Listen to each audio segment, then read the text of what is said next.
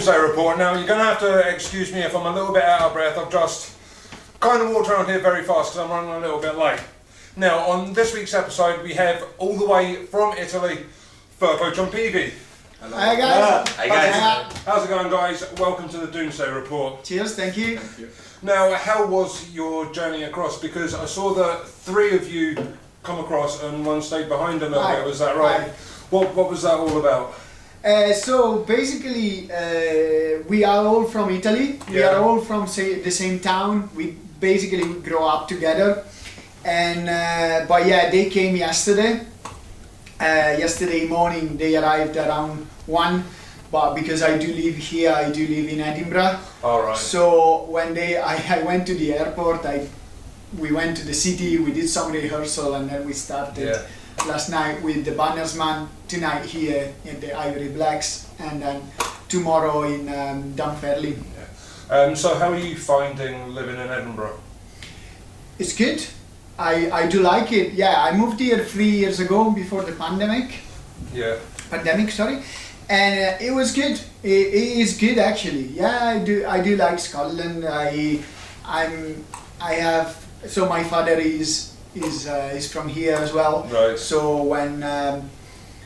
when we decided to move from Italy to the UK, I just said to my girlfriend, just choose a place that you like, and she said, I do like Edinburgh, so that's why. All right, that's cool. So do you live anywhere near the castle then, like right in the centre? Yeah, quite close. Yeah, Leith.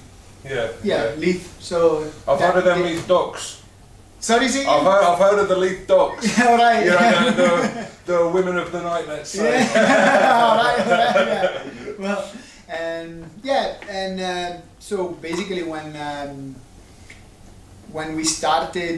I decided to move here, that's the period that we formed the band, and that's why we formed the band. That's the central point of the. So you can get gigs across here more often, and It's a little bit different. Well, basically, when he decided to move, before he decided to move, we had a show, and it went pretty well. There was a great connection between us. So we decided why to give up, why to give up. So we kept in touch. Yeah. We wrote a few pieces. We tried with the three of us in Italy, and we seen that there was space to keep going, overcome the problem. Let's say the problem that our bass player stays so far away. Yeah. And so we kept going, ideas, writing. Basically, we wrote the song together, on Zoom, on FaceTime, let's say. And it was great. It was easier than we thought at the beginning. Yeah. So everything came together very easily, very easygoing, and we never give up. Yeah. We never felt that the distance was a problem for us. Yeah. Right. So did you actually have any difficulties when it come to recording of any material or anything with you being? We so prepared far? ourselves pretty hardly. Yeah. We challenged ourselves to be ready, not to lose time, not to lose time finding the groove or. See, I like that saying, finding the groove. Yeah, that's we need to be tight. Yeah, I don't know if you already listened to the record, but it requires to be quite together, tight. Yeah. No. Yeah. Now, is this your first time playing out with Italy? Yeah. Yeah. So this would be like your first kind of, let's say, abroad. Yeah, definitely. Now, what is the? Well, I was going to say, what is the history of the band? You've explained that to me. That you was all friends and. Yeah, kind of. It came a little bit earlier from that. Yeah. So in 2016, me and another guy, who is not in the band anymore. Yeah. We decided to create a kind of stoner project together, because we came from let's say a bad experience, a musical bad experience together, and we had this idea. So we put the two ideas together. So we put the Firpo and the Chompeavy together. Oh right, I like that. And so the name comes from because of so the name is. I decided Firpo. He said Chompeavy, and we said why we can't put them together? Yeah. And so basically we did an LP. An EP. An EP. EP in 2016 with him at the drum. Yeah. And I tried to keep on with that, but the other guy wasn't interested anymore. When the EP came out, he was like, I'm done, I'm okay with that. And first of all, I tried to keep on just me and him, but it wasn't working. So I thought in that period I was listening at a lot of music like Vellertak or this kind of bands with these really scratchy voice, really hard voice, and I knew him. We were good friends already, and I thought about him because I really like his voice. I think he has he's really talented in what he does. Yeah.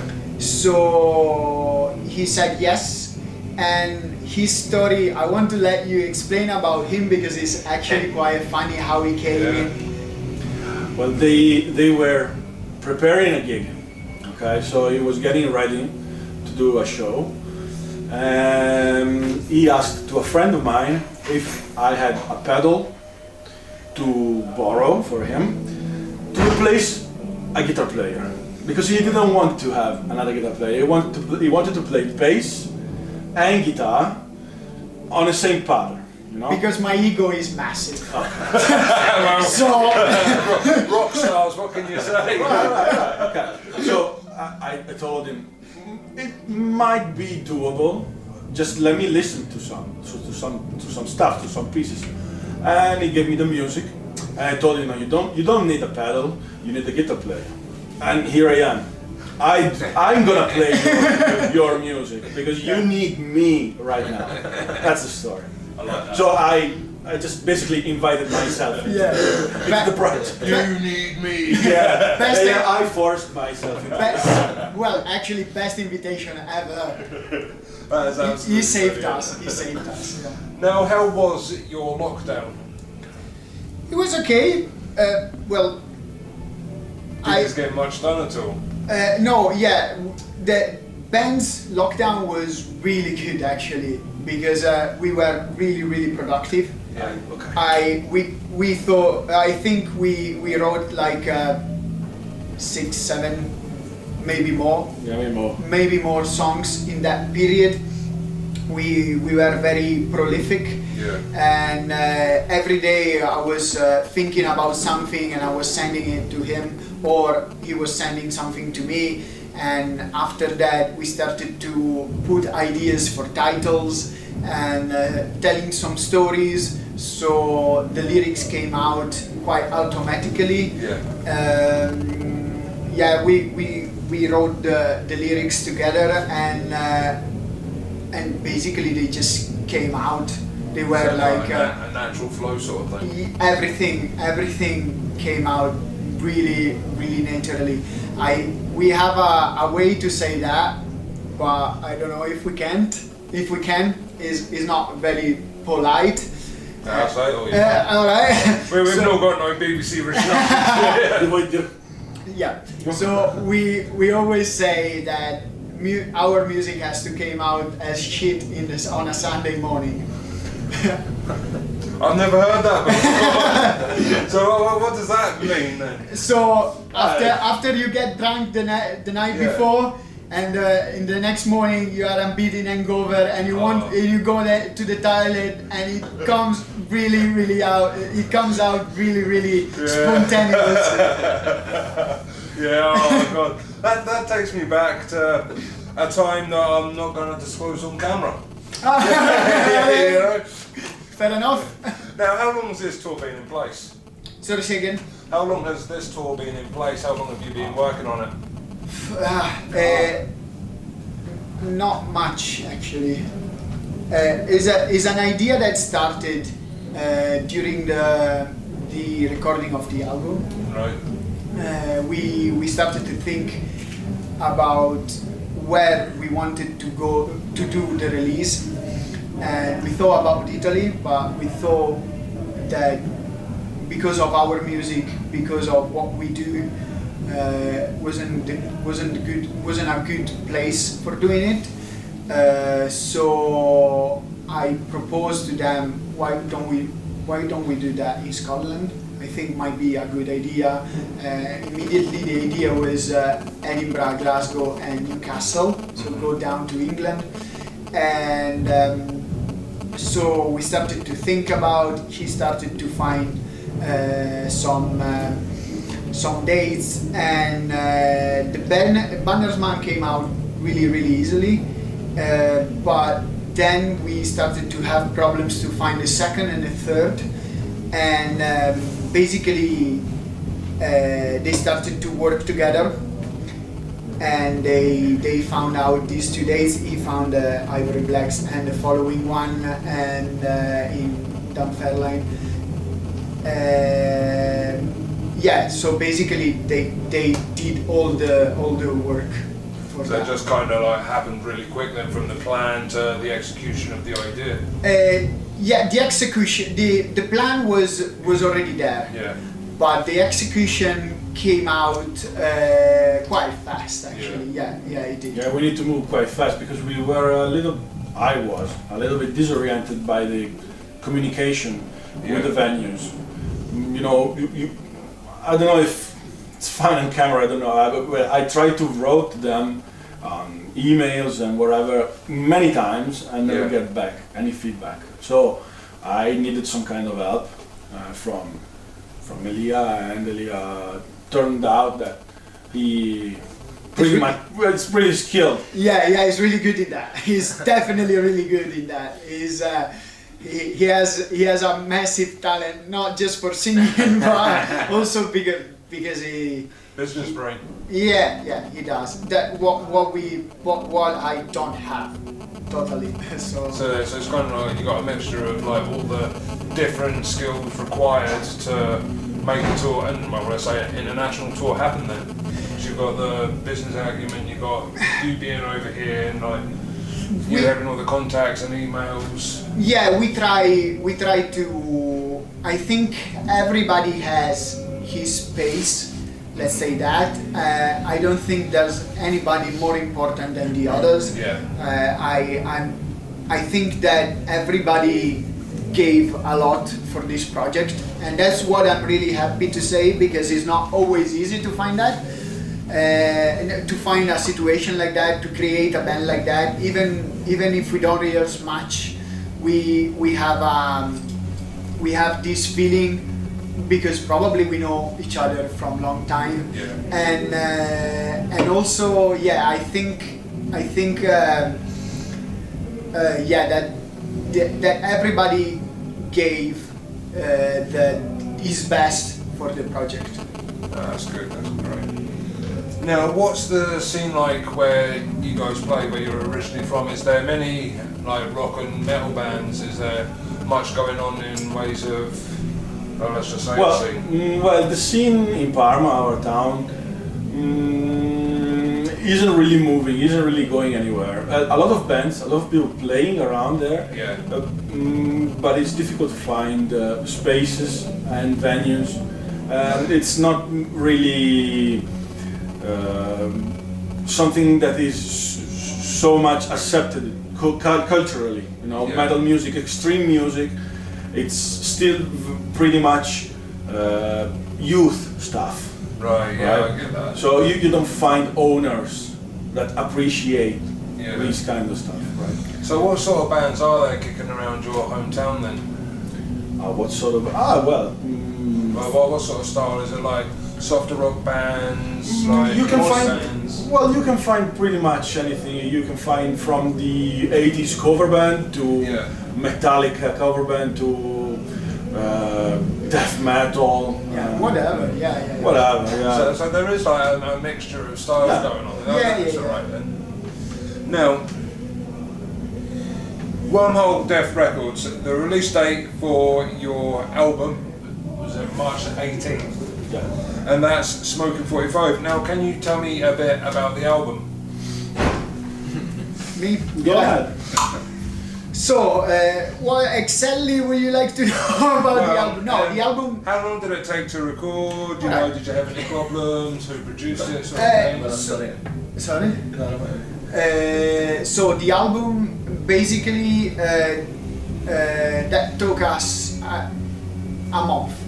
21 days we spent in the recording studio. We did that with Riccardo Daga, who is a guy from Italy as well. He is from Ferrara, and he did a really good job. I think that the album is an interesting mixture of we like to say that we are stoner, but we are not really stoner. I think it's a good mixture of psychedelic, experimental, stoner, rock, metal, whatever we like. We don't really try to find a specific, to follow a specific, We didn't want to get inside a box. You know, we just wanted to proceed through our pattern, you know, doing our stuff. That's it. Whatever we like, it's fine. It doesn't need to be genre specific. What we really try to follow is that we don't want to create something really usual to listen.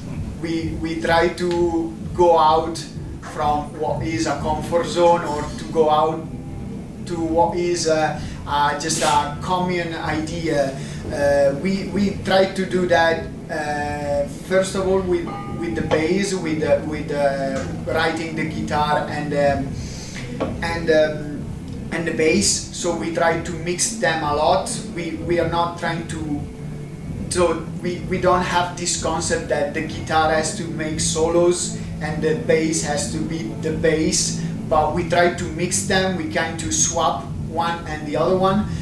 The drum is quite unusual because he's not a metal drummer, he's a punk drummer, and that's what we like because he has a different conception and idea of what he does, and what he did with the voice is the same. So he didn't stay in a comfort zone, but he has his voice and he follows his way to sing, but the way that he does something is not really common. He's trying to follow unusual melodies, or we both sing, and my voice is totally the opposite of his, so we try to mix them together, and I'm really melodic, he's very hard, and sometimes is tough, but that's what Do you sometimes bounce off each other like that though? Sorry, say again? Do you bounce off each other on the stage with the vocal bands, with you being soft and you being harsher? Yeah. He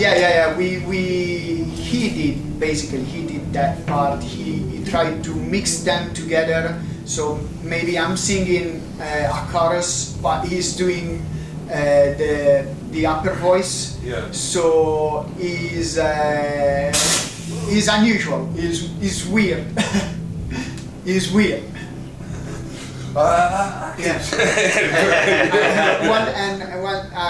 Just one last thing. So Riccardo Daga, who produced our album, immediately we couldn't find a way to follow because it wasn't easy. So he found the right way, but I think he did a great job. He produced also his other band album, Drunken Crocodiles. If you want to check that. Drunken Crocodiles. Drunken Crocodiles. I'm gonna have to check that out. I like that title. I really do. It's easier to remember than Firpo, Chompeavy, isn't it? No, what's Drunken Crocodiles like? Is that like an aggressive band? It's always on stoner sludge. No. Yeah, but not so. Non è così comunque tecnicamente, come è molto più basica. Not as experimental as we are. Not let's say not say technical, but just experimental is trying to follow a different way of what we do. Right, so it's got like two different passions. Yes. Now you touched upon your EP and one that you released before. Was that? We released the first one was We Are All a Race of Dead, and the second one was Dirty Flying Cucumber, but was with this lineup. Yeah, and now you just released that Smoking 45. Smoking 45. Do you have any other releases in terms of videos or singles? We released three videos. So the first single was Cyrus and the Pink Ranger. Second one was I Don't Eat Soaring Discs. And the third one was Fighting with a Stool. And I like that. I like that. that's a funny story if you want to get that. I do actually want to get into that funny story because it's got like a double meaning and I know it. Yeah. And the fourth one would be Titans Cry for a Mechanical Black. Right. Which is ready. We are just waiting for a couple of stuff for the music video. Yeah. And is more is a good song. Is a little bit different from the others, but every song is different from the previous one. So yeah. Now, so what is Fighting with a Stool about then? Come on, tell me. Alright, so I used to work, so one night he sent me a message with this riff, let's say riff, but it was a full song basically, and with this riff, like the main riff of Fighting with a Stool. And in that period I was working in a pub, maybe you know that is Riley's pub in a High Market station in Edinburgh. Yeah. And I was working there, and this pub has 2 rooms, and I was in one room and there was another guy drunk in the other one. He was totally pissed, and he woke up, so he just basically tried to go out from the bar to smoke a cigarette, and he felt in this stool. So he basically tried to go out again, and he felt again, and he fell 3 times, and the 3rd time he started to fight with the stool. Oh my God. And when I looked at him, he was like pointing the stool, I was swearing at it, and my colleague looked at me and said, "He's fighting with a stool." And said that, and when he sent me the music, I said to him, we have to call this song Fighting with a Stool. Oh, that's it. That is absolutely brilliant.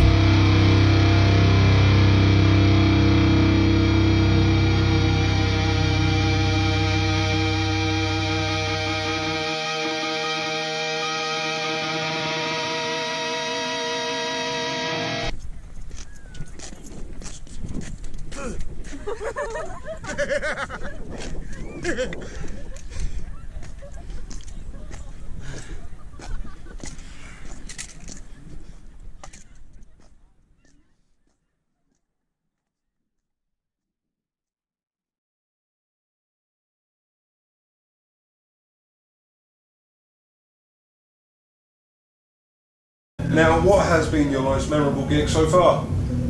Memorable gig, actually. Tonight.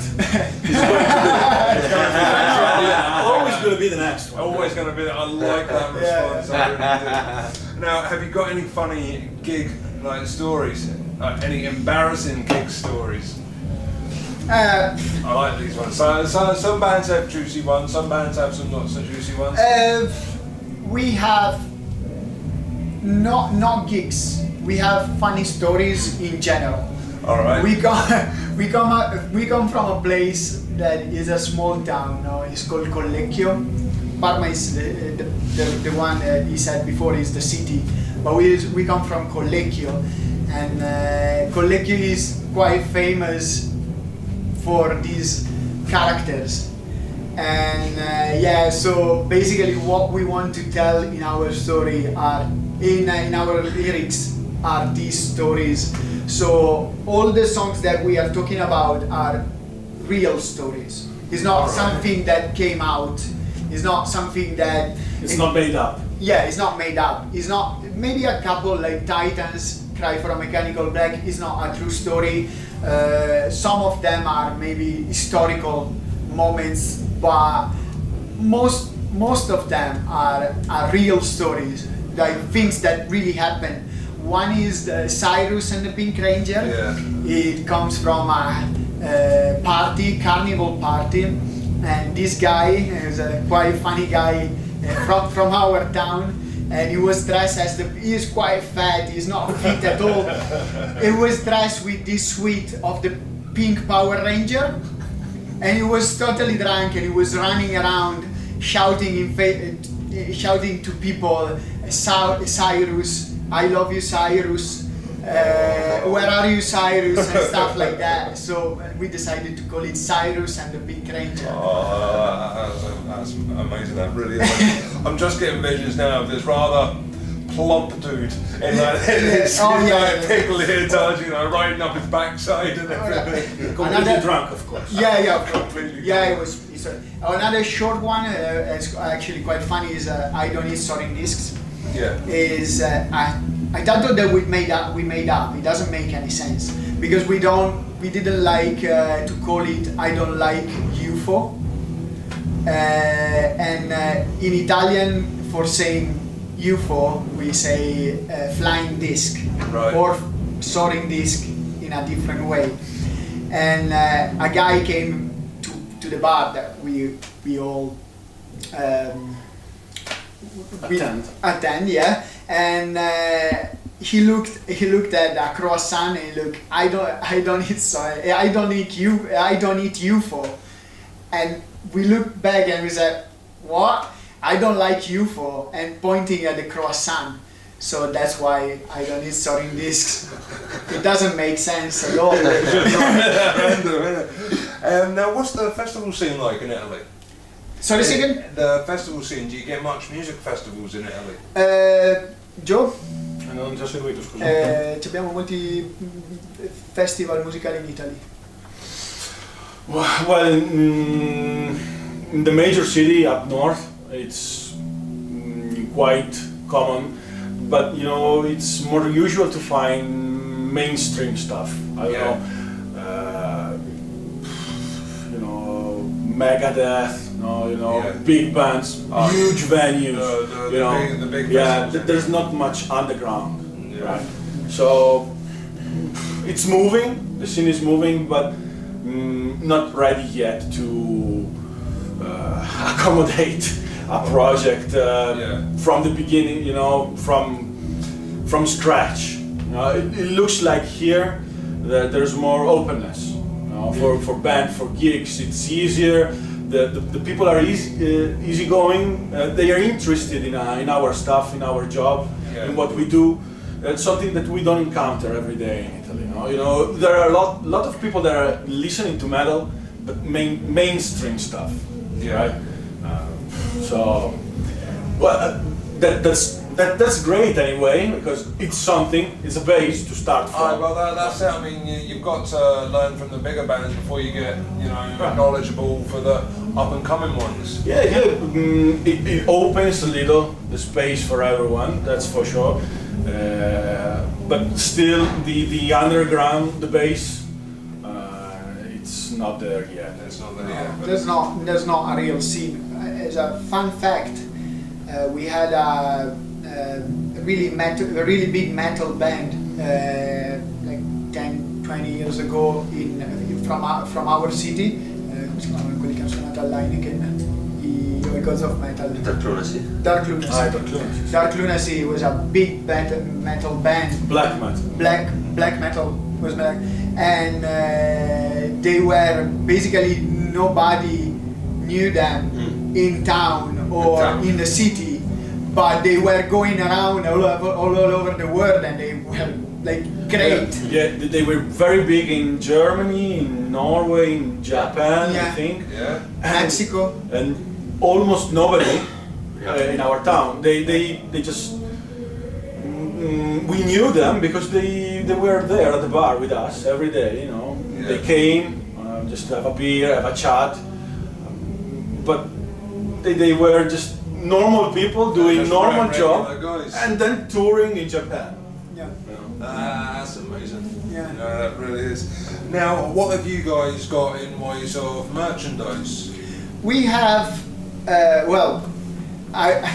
so the god of merchandising is a So we have liner, pens, t-shirts, obviously albums, and what else? Stickers. That's what we have. Accendino con apribottiglie. Yeah, sorry. Yeah, liner with bottle opener. So that's the sorry. Pretty handy. Yeah. He wanted to specify that with bottle openers. Now, I see your album, is that on vinyl or CD? Is on what? Vinyl. No, just CDs. We stick with the CD and we printed 1,000 copies? Yeah, maybe more than 1,000, but basically we're more interested into the digital. Yeah, we do. It's a little I bit. suppose that's a lot cheaper to get out there as well, isn't it? It's I don't want to say more modern, but it's the way music right now is choosing to move. I know that getting vinyl printed is extremely expensive. It's you need to master the record specifically for the vinyl, Right. and then every vinyl it's very expensive to print. You need to find the right person, the right company. It's not so. It's a headache. Yeah, it's something that we would love to do that because I cannot say we grew up with vinyls because we are from the 90s, the 80s. So, but the vinyl. Still have sort of magic fashion, it's old fashioned, so it's kind of have some kind of magic into it, printed on, because it's physical, because it's real, you can touch it, you can barely touch the music. But right now it's something that we cannot afford, or we are more interested to develop our project. Yeah. Okay. So, what are the plans moving forward from this tour for the rest of the year? For the rest of the year. Next will be more tours. More tours. Why not? We are starting to write some ideas already. We are already into a new album. All right. But because it's the creative part, you want to write, you want to do more, you want to create something new, and so obviously writing is an important part of that. But writing just now is not the main part. So we are writing ideas, we are recording ideas. If we have ideas. But yeah, I think now is the important part is promote as best what we have done so far and promote as best as we can the album, the new album, because we think that that is really cool. I think we did a great job, and we would like to make it more popular as. Not popular, but yeah. Well, I think it was a great job, a great experience. Yeah. But there are, little things that you always keep going back and thinking that you might be better. You might follow a different pattern for the song, or trying different stuff, different sounds. So we don't want to stop there. Yeah. We already moving on from that. So it's like forever evolving sort of thing. Yeah, something that is coming pretty easily at the moment, and it's challenging. But every time we connect, we find something that is touching everybody. It's rewarding. So you're on the momentum train, no need to jump off sort of thing. Right. Yeah. And always doing whatever we like, not trying to stay inside the 3-minute stuff or the chuga guitar stuff, The chugga and the widdly. Exactly. No, it's something, because every metal band, every time you listen to a metal band, is always keep going with chugga. Let's stay away. Yeah, we don't care about that. We just do what we want. Oh well, what can I say? It was challenging for me, for instance, to approach a new tuning. Yeah. I never tried drop C, and half of the song are in drop C right now at the moment. So it's like boom, it's like really low. Yeah, really low, but not so low that makes it confusing. Yeah. Right. Not so low that the strings hang. Yeah, it's quite bright. It's still quite bright. That was also an idea for trying to valorize his voice, because his voice is quite deep and low, and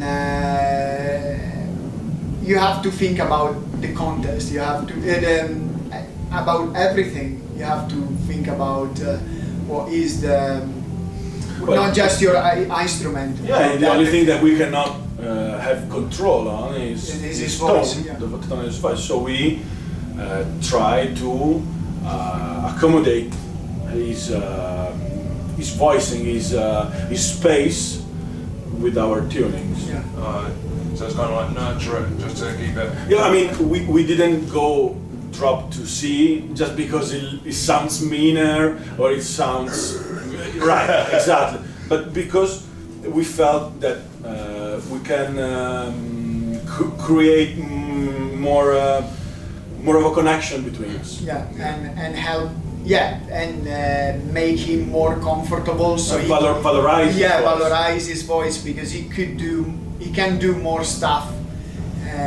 He's not always at the limit of his voice, but he can move in that area. I mean, that's when you've got a good vocalist that has that range. Yeah, exactly. You need to find the range of your vocalist, and according to his range, try to find the right space for him to move through, because it would be stupid to ask him to sing like Freddie Mercury, for instance. It wouldn't work, right? Yeah, exactly. I saw an interview a couple of days ago of Mark Lanigan that he passed away. I think it was a week or a couple of weeks ago, and he was saying that he tried to go out from his comfort zone, but it's not what he can do. So he said, if a project can help me to valorize my voice, I will do that. But otherwise, I'm not interested in it. Right. Well, I mean, I suppose some singers work in different ways, don't they? Some people like to work within that box, and others are more comfortable working out with the box, you know, Yeah. so they can like expand and do other things. It pretty much depends what are your Preferences, I guess. Yeah. your target. Yeah. Right, now with tonight's gig, how many songs are you playing? How many? For 9, I think so. Great. 10? 10. 10, I guess. Yeah. So it's going to be I'm looking forward to this. Well, thank you for taking your time out and speaking with me for the Thank you. Doomsday Thank report. you. Thank you very much. And I shall catch you upstairs. All right. It was a pleasure. What can I say? I've been Esteban, and this has been Firpo Chompeavy, and this has been the Doomsday Report. Keep it metal. Hi guys. It is